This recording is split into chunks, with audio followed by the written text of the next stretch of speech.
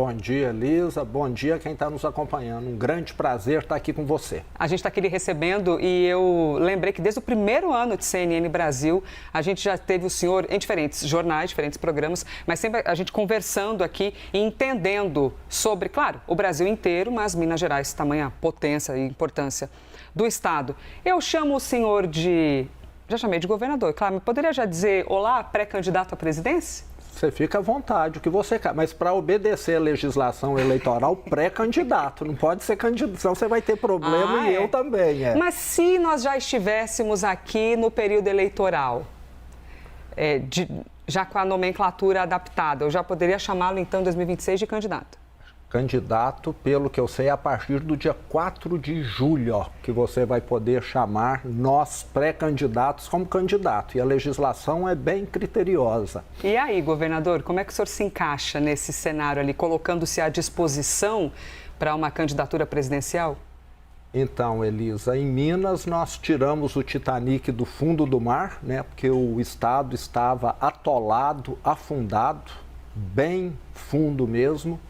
Obra do PT, e nós mostramos que é possível sim fazer esse resgate. E eu tenho algumas questões que eu falo que me diferencia dos demais candidatos, que eu venho do setor privado, a minha experiência sempre foi gestão. Peguei uma empresa pequena, ela cresceu mais de 100 vezes em 30 anos, gera hoje 5.000 empregos com carteira assinada, está lá funcionando, profissionalizada, com bons gestores. Resgatei Minas Gerais e você faz isso como? Com gente competente, com metas para cumprir e também com transparência. E já são duas gestões, né, São duas gestões. Fui reeleito em primeiro turno em 2022.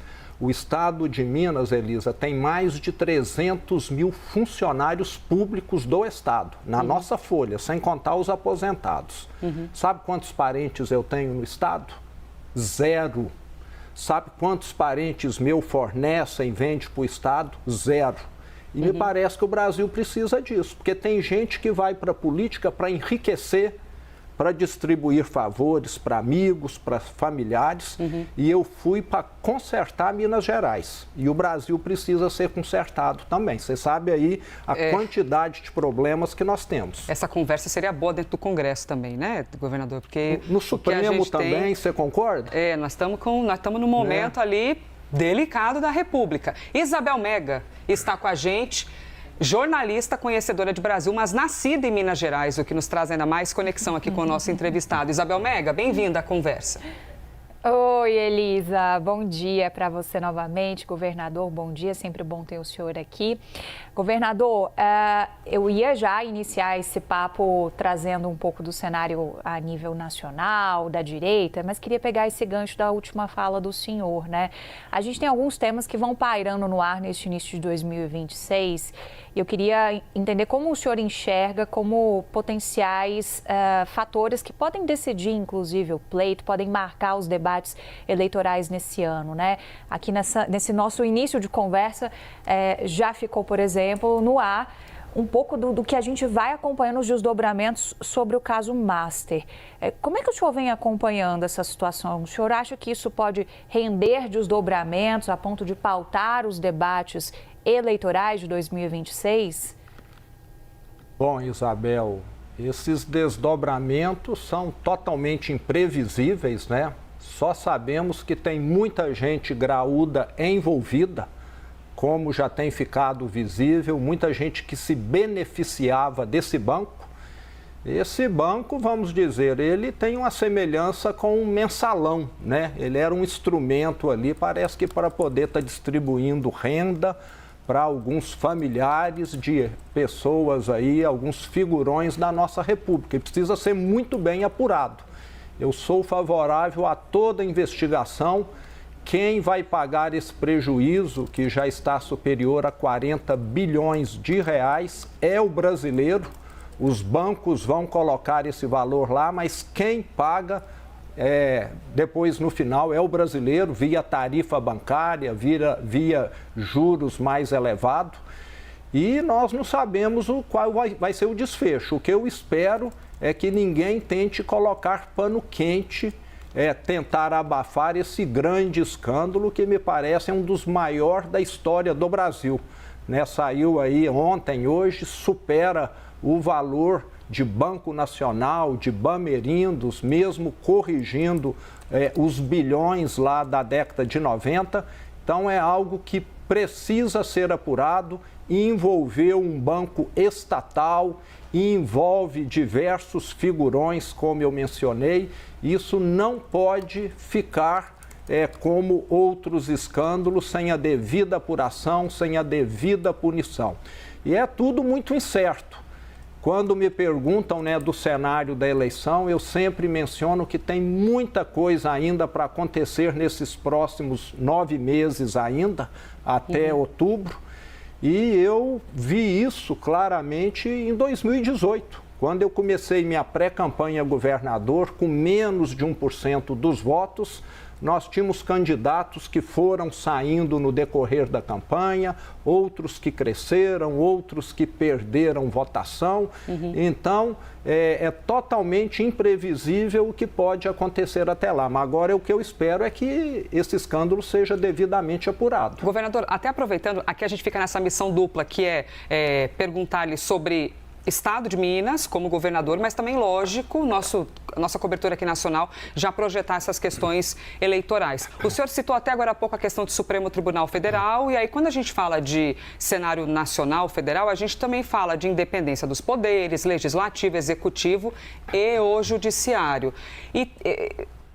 Principalmente depois da chegada do movimento ainda mais conservador dentro do Congresso, tem havido cada vez mais ali a tentativa de impeachment de Supremo no Senado, impeachment de ministro e tudo mais. De que maneira o senhor observa esse cenário e a manutenção disso a depender do resultado da eleição em 2026?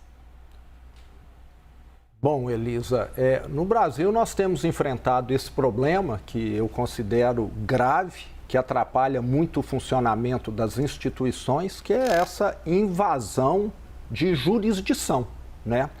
É como se eu morasse num condomínio junto com você e de vez em quando eu entro lá na sua cozinha para cozinhar, para pegar alguma coisa. Não está certo. E abre a geladeira sem perguntar. Exatamente. Então, nós precisamos no Brasil de delimitar muito bem. Um Supremo Tribunal começar a questionar a Polícia Federal, achar que a polícia não está devidamente equipada para fazer investigação, um Supremo Tribunal começar a duvidar que o Banco Central não sabe regulamentar o setor financeiro, ele pode até estar desconfiado, peça apuração. Agora, daqui a pouco, acho que nós podemos passar para o Supremo toda a fiscalização, toda a regulamentação. Lá eles têm o baú da verdade e da total sabedoria. E não é isso que acontece. Nós precisamos respeitar. Nós estamos vendo essa invasão, isso é muito prejudicial para o funcionamento das instituições. Nós temos um Banco Central que merece ser respeitado, uma Polícia Federal que merece ser respeitada e assim por diante. E nós estamos vendo pessoas que, tudo me parece, em nome de tentar abafar alguma investigação, algum dado, começam a questionar quem de fato está fazendo o seu trabalho corretamente. No Brasil, nós precisamos seguir o caminho inverso. É dar poder para quem investiga. Nós somos o país da criminalidade, da bandidagem, da corrupção e estamos querendo agora deixar aqueles que fazem investigação, que fazem a regulamentação para poder evitar isso, de agir com mais liberdade. Então, nós estamos na contramão da história, estamos fazendo um retrocesso. Seguimos aqui ao vivo com o governador de Minas Gerais, Romeu Zema, também já afirmou aqui, sou pré-candidato à presidência. Então, seguimos aqui perguntando sobre várias questões. Isabel? Sobre o cenário presidencial, então, governador, a gente ouve uma defesa do nome do senhor em diferentes composições de chapa. Por exemplo, quando tínhamos um pouco mais de incerteza, e ainda temos uma relativa incerteza sobre quem seria o candidato escolhido pelo ex-presidente Jair Bolsonaro, a gente via um sonho do Centrão na formatação de uma chapa Tarcísio Zema. Eu queria propor uma espécie de ping-pong aqui com o senhor. Como é que o senhor avalia essas diferentes configurações de cenário? Zema Michele, Zema Flávio, Zema Tarcísio. Qual a avaliação individual que você faz de cada um desses cenários? Bom, primeiro eu fico extremamente honrado, lisonjeado do meu nome estar sendo lembrado, né? Quer seja para pré-candidato a presidente ou pré-candidato a vice. Acho que ambos são cargos muito relevantes. Mas o que eu posso dizer é o seguinte: eu levarei a minha pré-candidatura, a minha candidatura até o final. Isso vai contribuir em muito para nós elevarmos o debate. Eu sou um candidato que tenho ideias diferentes, sou um candidato que tem um histórico diferente, o único que foi empreendedor, que veio do setor privado, que, modesta à parte, criou 5 mil empregos que estão lá funcionando, e o Brasil precisa de empregos. Sempre dediquei a minha vida à gestão e fico muito satisfeito de nós termos bons nomes pela direita. Hoje, a esquerda, como há 40 anos, Elisa, só tem um nome, que graças a Deus está aí para aposentar já. E a direita tem diversos nomes e pessoas bem mais novas, às vezes até na casa aí dos 40 anos. E essa pluralidade, o senhor avalia que isso, na verdade, fortalece a direita? Fortalece. Você concorda comigo, e acho que qualquer um que acompanha a eleição, à medida que você tem mais candidato, você tem mais voto? Porque nem que seja o voto dele, ele está trazendo, concorda? E mais candidatos pela direita significa mais votos para a direita. E esses votos, Elisa, serão transferidos para o candidato que passar para o segundo turno. E eu já disse que qualquer que seja o candidato que estiver no segundo turno da direita, quer seja eu ou outro, eu estarei dando total apoio, como fiz em 2022. Eu ganhei para governador no primeiro turno, em 2022, na minha reeleição, e fiquei 3 semanas trabalhando pelo candidato da direita, que naquela ocasião era o Bolsonaro. E farei a mesma coisa esse ano. Eu tenho um compromisso com o futuro do Brasil. E o futuro do Brasil é, necessariamente, nós tirarmos de Brasília um governo irresponsável, um governo que gasta e que não tem nenhum plano de futuro, que só está preocupado em perseguir adversários políticos. Ainda na toada da pergunta da Isabel Mega, como vice, o senhor embarcaria nesta aventura federal, governador? Elisa, eu sempre liderei. Eu estive à frente da empresa há 30 anos, a empresa cresceu, foi bem sucedida.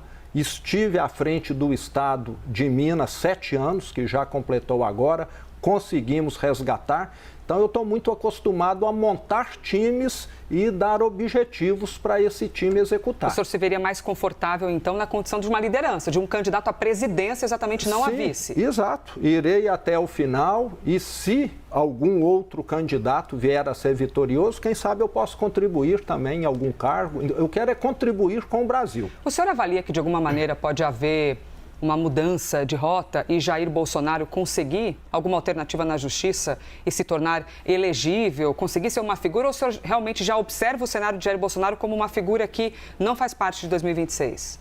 Nós sabemos que o Brasil é um país onde tudo é possível, né? Até o passado se muda aqui. Então, existe sim essa possibilidade. Agora, eu acho isso até menos provável devido a ele ter sinalizado que o filho dele é o candidato ao qual ele estará dando apoio. Então, o senhor já entende que Flávio Bolsonaro já figura mais ali com um entendimento de sim, o candidato da família. Exatamente, inclusive com a própria anuência do pai.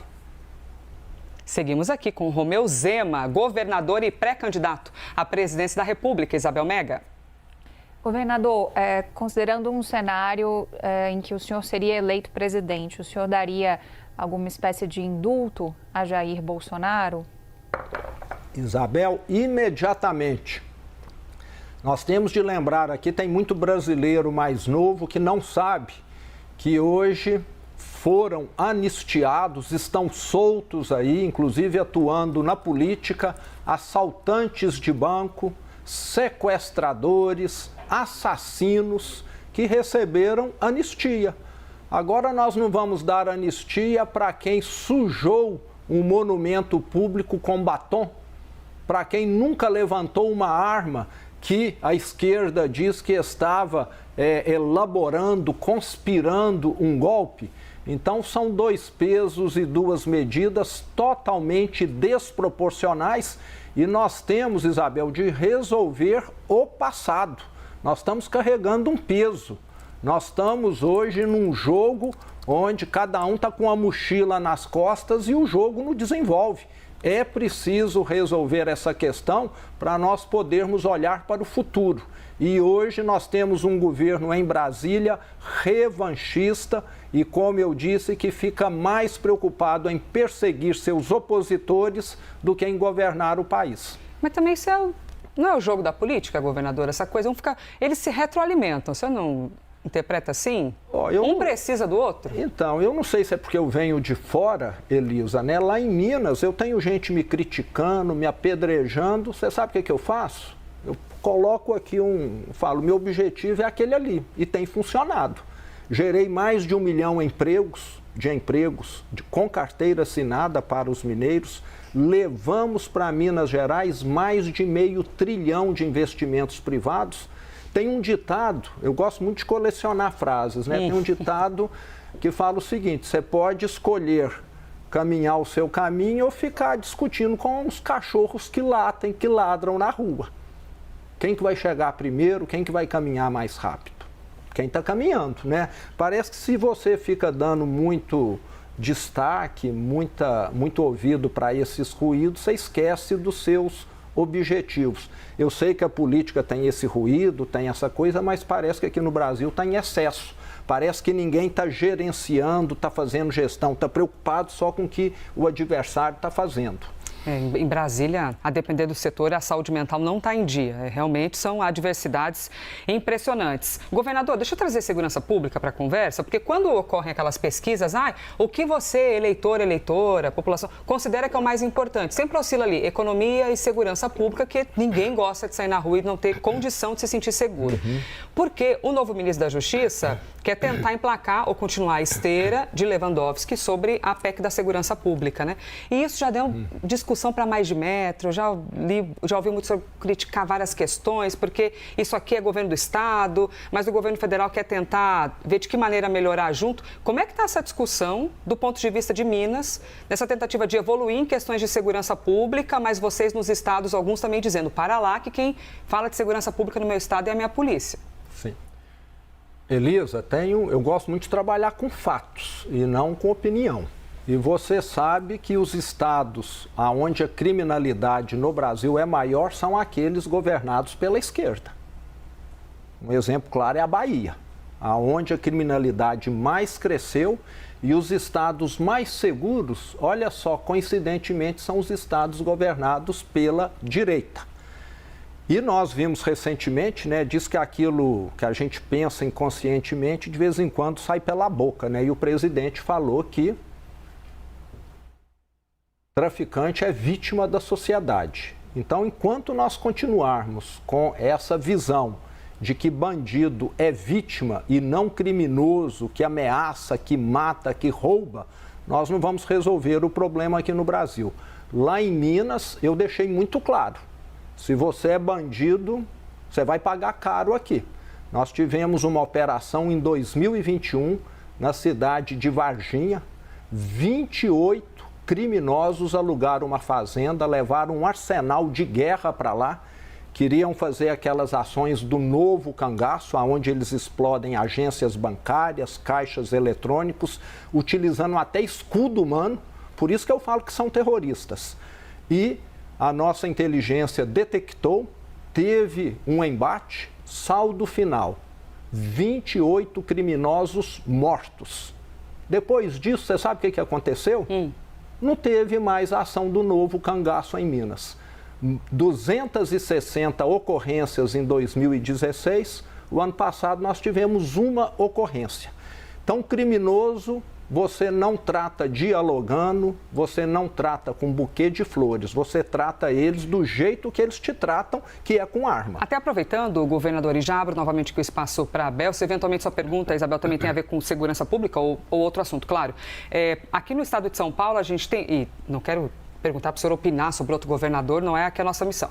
Mas muitas operações da polícia no estado de São Paulo com muitas mortes e até Donald Trump criticando o excesso de violência policial no estado de São Paulo.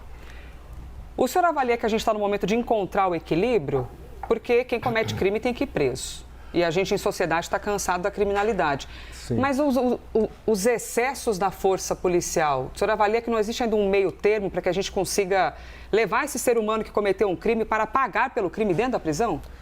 Eu sou favorável a manter criminoso atrás das grades. O problema é que no Brasil eles ficam soltos. Eu tenho um caso lá, na nossa polícia militar, que já me mostraram, uma pessoa que já roubou mais de 80 vezes telefone celular, ele está solto. Ele vai na audiência de custódia e é liberado. A justiça não funciona no Brasil para criminosos. E, na minha opinião, eles ficariam até mais seguros atrás das grades. Eu tive, ano passado, em maio, em El Salvador. É um dos únicos países do mundo, Elisa, onde a taxa de homicídios foi reduzida em mais de 99%.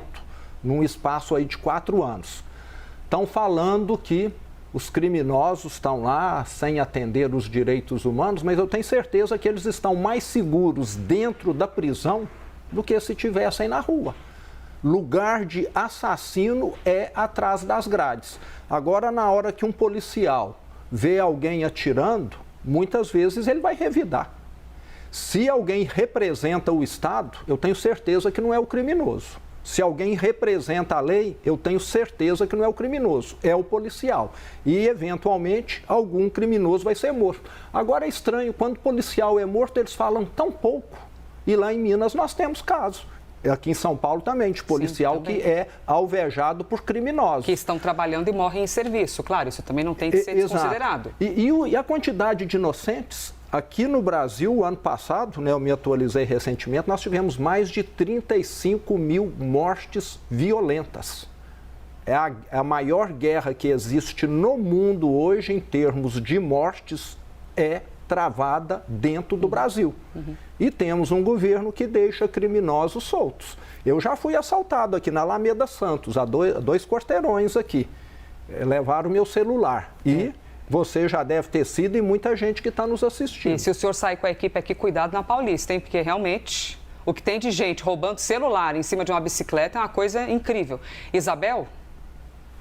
Governador, vou trazer um pouquinho mais para a política novamente. Um dos fatos da política nessa semana foi o adiamento, agora com uma data remarcada, da visita do governador Tarcísio ao ex-presidente Jair Bolsonaro. Muito se falou sobre um gesto político que Tarcísio quis fazer ao desmarcar a data inicial. Qual é a leitura do senhor sobre esse fato?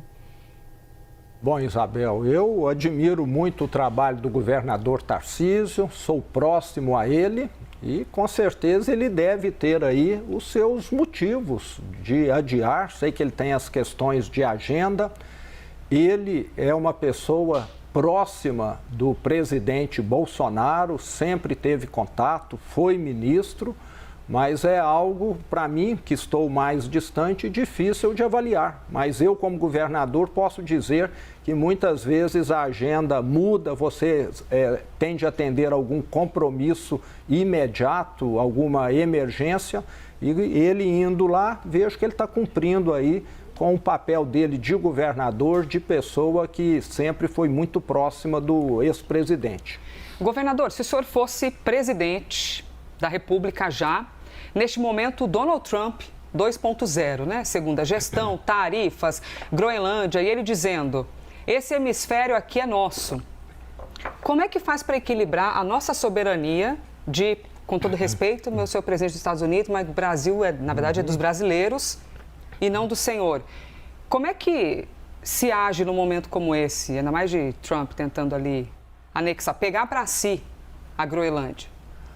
Bom, eu defendo a soberania de todos os países, sou contrário a qualquer tipo de interferência externa. Sei que temos países com problemas que às vezes até precisam de alguma ajuda para resolver a sua questão, que é gente passando fome, gente emigrando sem parar. Mas o presidente americano ele tem se notabilizado muitas vezes por declarações, né, meia inadequadas, meia que exageradas, né? E acho que ele deve ser visto, Elisa, com restrição também, porque muitas vezes ele fala por falar, talvez para chamar a atenção, mas isso acaba atrapalhando em muito, né? E afinal de contas ele é presidente do país mais poderoso do mundo. E isso não tem contribuído para um maior diálogo, muito pelo contrário, tem contribuído para gerar tensionamento.